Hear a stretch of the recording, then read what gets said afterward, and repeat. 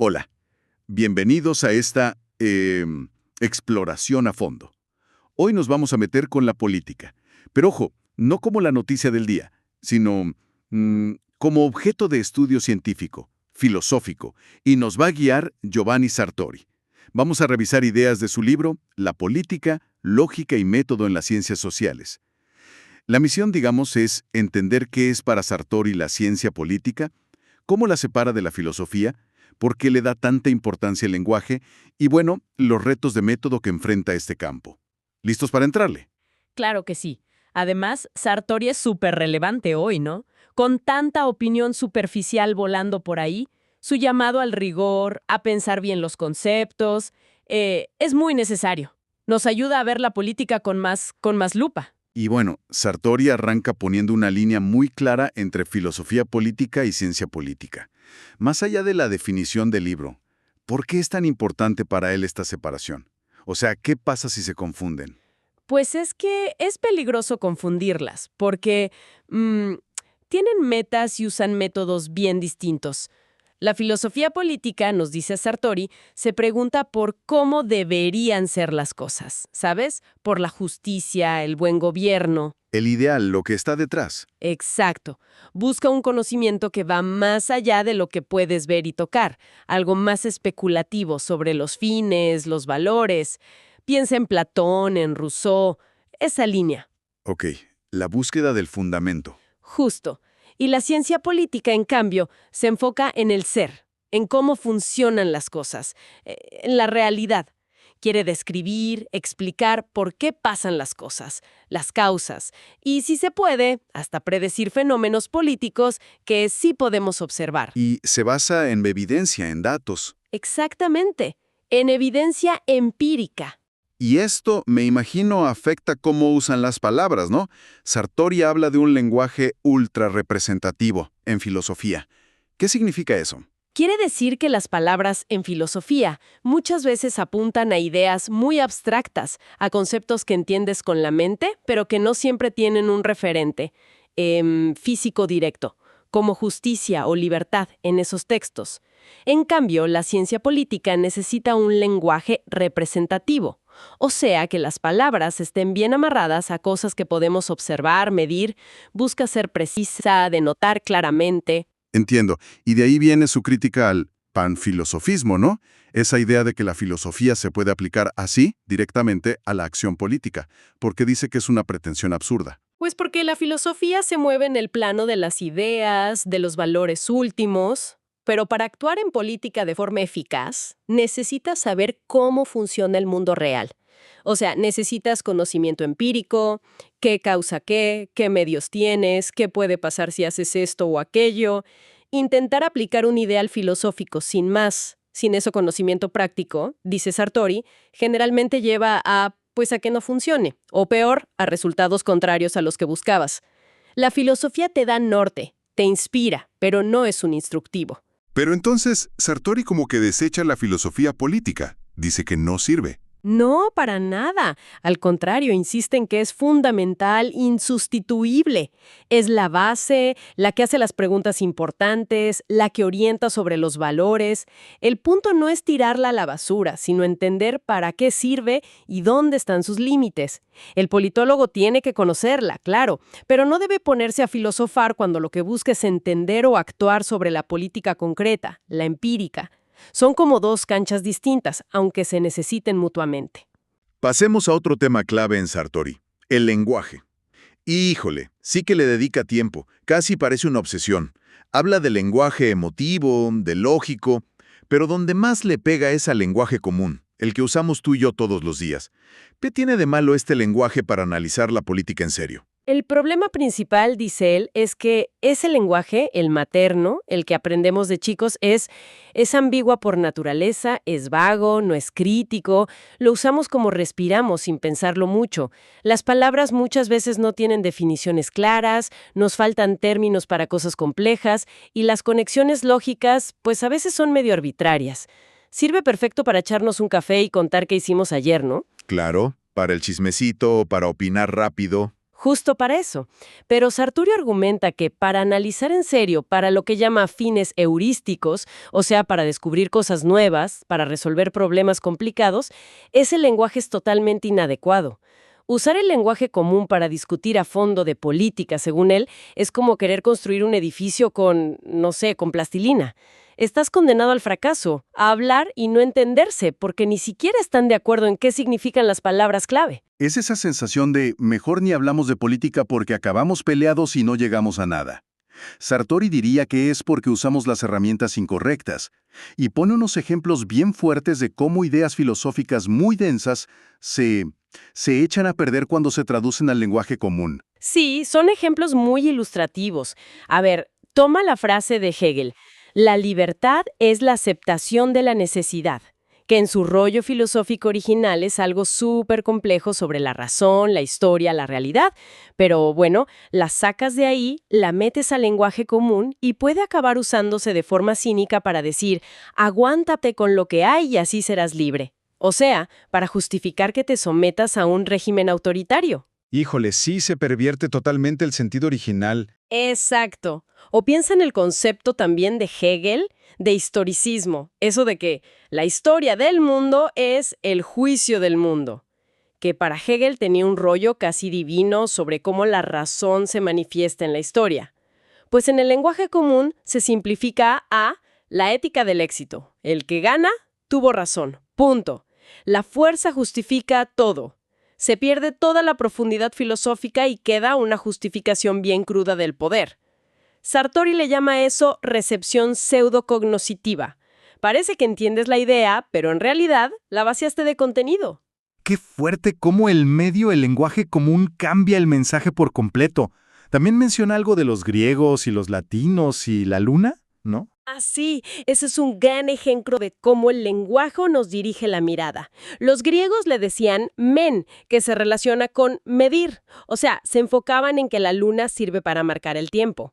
Los latinos, en cambio, le decían luna, que viene de lux, de luz. Ellos destacaban que ilumina. El puro nombre ya te dice en qué fijarte. Y esto, pues, subraya porque la ciencia necesita lenguajes especiales, controlados. Y ahí es donde mete el ejemplo de la química, ¿verdad? Como un caso de éxito de cómo un lenguaje adecuado hace posible la ciencia. Alimentos, sino porque el tipo creó una nomenclatura sistemática, un lenguaje artificial basado en cómo estaban compuestas las cosas. Y eso permitió dejar atrás el lenguaje vago, cualitativo, a veces hasta medio mágico de la alquimia. Los alquimistas hacían experimentos, sí, pero su lenguaje no les permitía acumular ni comunicar conocimiento de forma clara y rigurosa. Sartori es tajante. Sin un lenguaje adecuado, no hay ciencia que valga. Ok, vayamos a la metodología. Sartori dice algo que, de entrada, suena raro. Afirma que las ciencias sociales son, en el fondo, más difíciles que las ciencias naturales.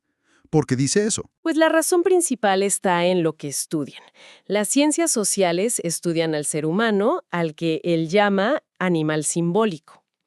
O sea, nosotros interpretamos el mundo, reaccionamos a las cosas no automáticamente, sino pasando todo por el filtro de lo que creemos, de nuestros valores, de lo que esperamos que pase. Y eso mete una complejidad y una falta de predictibilidad enorme. Las ciencias naturales, en cambio, estudian objetos sin vida o seres vivos que reaccionan de forma mucho más predecible, digamos, menos mediada por la interpretación personal. Y claro, esa diferencia le pega directo a la idea de causa y efecto, de explicación. Totalmente. Le pega en el centro. En muchas ciencias naturales puedes buscar una determinación causal. Si pasa A, bajo estas condiciones, seguro pasa B. La causa es necesaria y suficiente. En ciencias sociales, Sartori habla de indeterminación causal. A lo mejor una causa es necesaria para que algo pase, pero casi nunca es suficiente por sí sola. Hay 1000 factores jugando, y la interpretación humana siempre mete ruido o incertidumbre.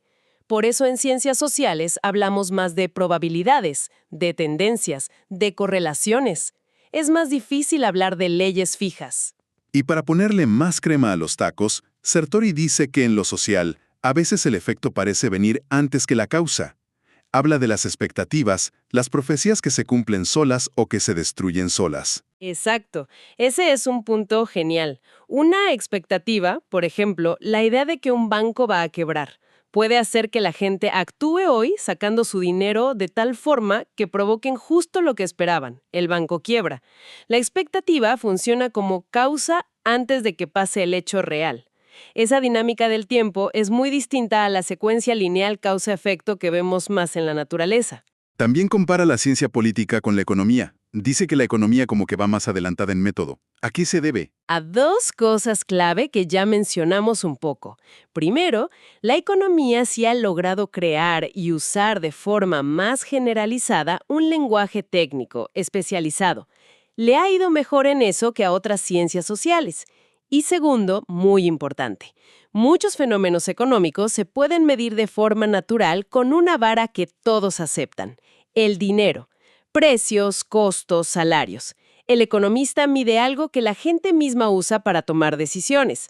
En cambio, cuando un politólogo mide, no sé, el poder o la participación ciudadana, muchas veces está aplicando una medida desde fuera. Es una construcción del que observa, y eso es metodológicamente más complicado, más debatible. Con toda esta complejidad, se entiende por qué Sartori insiste tanto en la formación de conceptos como el primer paso, el indispensable, antes de investigar cualquier cosa. ¿Qué implica hacer bien ese trabajo conceptual? Implica chambearle duro y de forma consciente para definir bien las palabras que usamos. O sea, decir claramente qué significa el concepto, esa es la connotación, las características que lo definen, y a qué cosas del mundo real se aplica, esa es la denotación, los casos que sí entran en esa categoría. Hay que saber distinguir qué características son esenciales para definirlo y cuáles son nomás accesorias, digamos.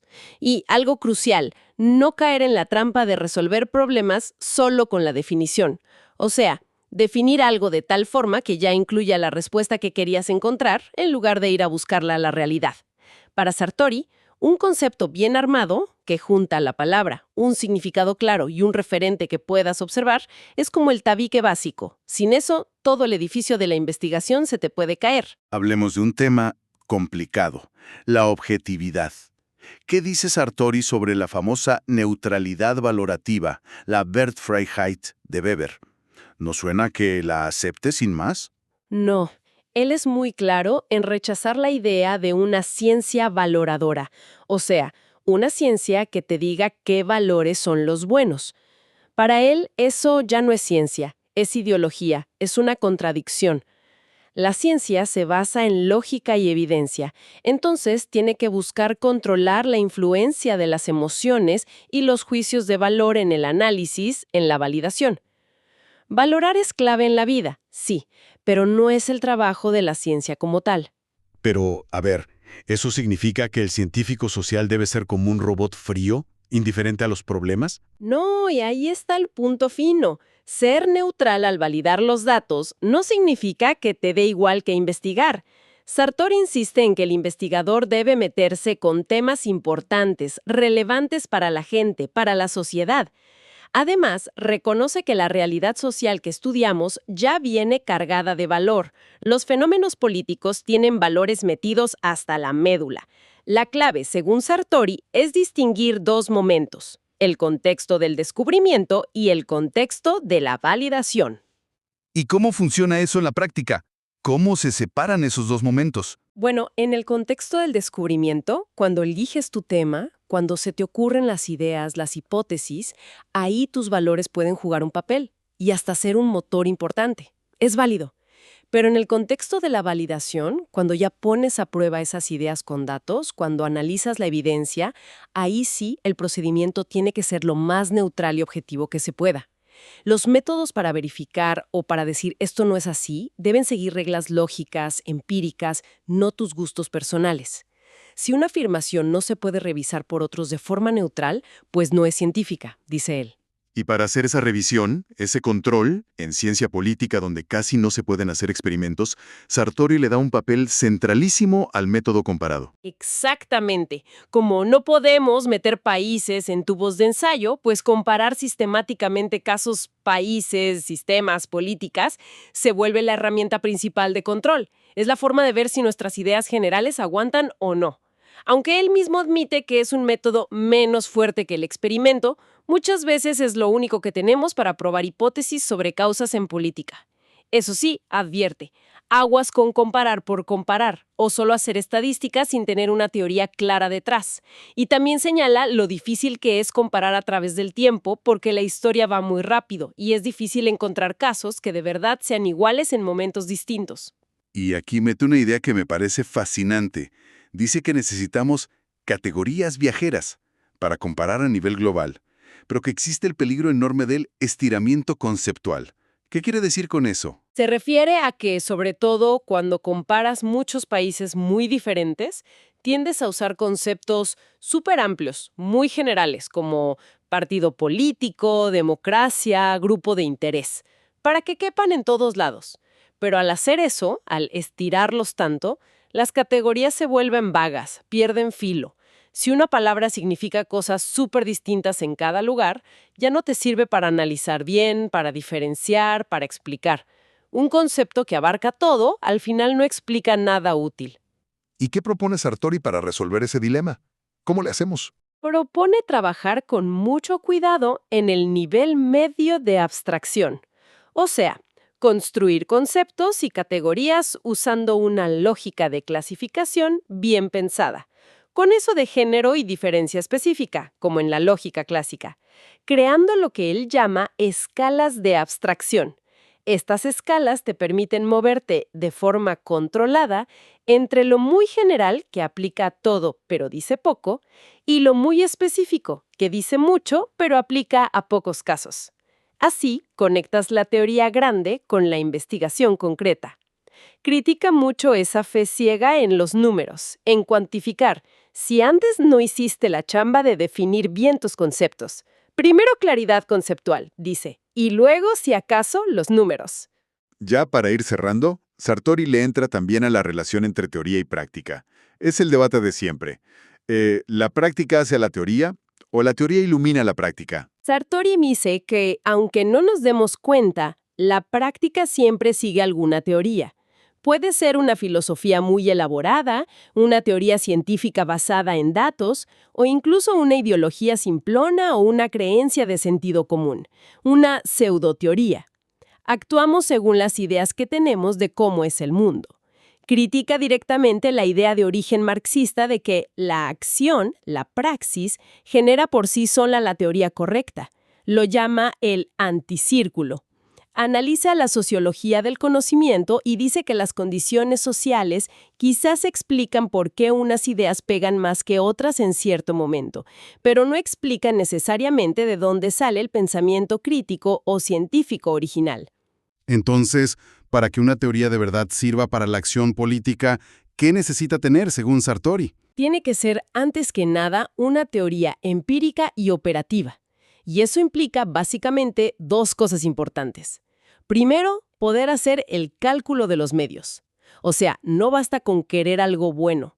Hay que ver si los medios que propones sirven para lograrlo, si son suficientes, cuánto cuestan y no solo en dinero, sino en costos sociales, políticos, éticos y qué otros efectos, quizá no deseados, podrían causar. Es un análisis de si se puede y qué pasa si lo haces. Y segundo, y este es un concepto de Sartori muy, muy potente, la teoría útil te tiene que dejar ver el peligro opuesto. ¿Qué es eso?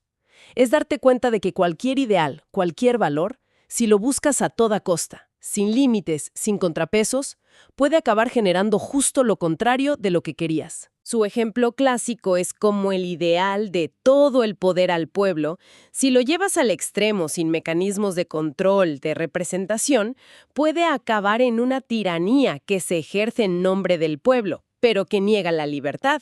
Hay que cachar el punto donde la búsqueda de un ideal empieza a destruirse a sí misma. Y esa idea de límites nos lleva a su concepto final, lo políticamente imposible. ¿A qué se refiere con eso? No es solo que algo sea muy difícil, ¿verdad? Exacto. Él distingue la imposibilidad relativa, que es porque te faltan medios o las condiciones no se dan ahorita, pero chance después sí, de la imposibilidad absoluta. Y esta última pasa cuando los objetivos que buscas son contradictorios entre sí, lógicamente incompatibles. Como querer, no sé, una dictadura personal muy fuerte y al mismo tiempo un poder limitado estrictamente por la ley. Justo eso. O querer al mismo tiempo igualdad material total para todos y libertad individual sin restricciones. Sartori dice, esos objetivos chocan, no se puede tener los dos al máximo. La imposibilidad viene de tratar un problema que te obliga a elegir, a hacer un trueque, un trade-off, dirían, como si pudieras tener todo. Critica lo que él ve como una mentalidad muy de hoy de creer que todo es posible, que ignora estas contradicciones y los límites que existen en la realidad social y humana. Compara esa actitud con una especie de infantilismo político, no aceptar que no puedes tenerlo todo al mismo tiempo. Sin duda, Sartori nos deja una visión de la ciencia política, híjole, muy exigente. Es una disciplina que siempre está como jalada entre la filosofía y la acción, entre buscar el rigor del método y la necesidad de ser útil, relevante, entre querer conceptos claros y lidiar con lo enredada y opaca que es la política real. Totalmente. Y su insistencia en la claridad del lenguaje, en definir bien los conceptos, en ser humildes ante lo complejo de las causas y en tener conciencia de los límites del conocimiento empírico, yo creo que es más relevante que nunca hoy. Esa capacidad que él pide de comprender observando, de calcular medios y fines, de anticipar efectos no deseados y los peligros de cada ideal es clave para entender la política actual. Si tuviéramos que llevarnos una idea final de esta charla sobre Sartori, ¿cuál sería? Quizás esa advertencia que lanza sobre el riesgo de un analfabetismo politológico muy extendido, incluso entre la gente que hace política. Sí, es fuerte eso. Y nos deja la pregunta picando, ¿no? ¿Estamos fomentando como sociedad un pensamiento sobre la política que sea de verdad crítico, analítico, capaz de ir más allá del eslogan fácil, de las simplificaciones del lenguaje común que él tanto criticaba? ¿Cómo podemos aplicar, cada quien desde donde está, un poquito de ese rigor sartoriano al ver y participar en nuestro entorno político? Pausa breve, ahí se queda la reflexión.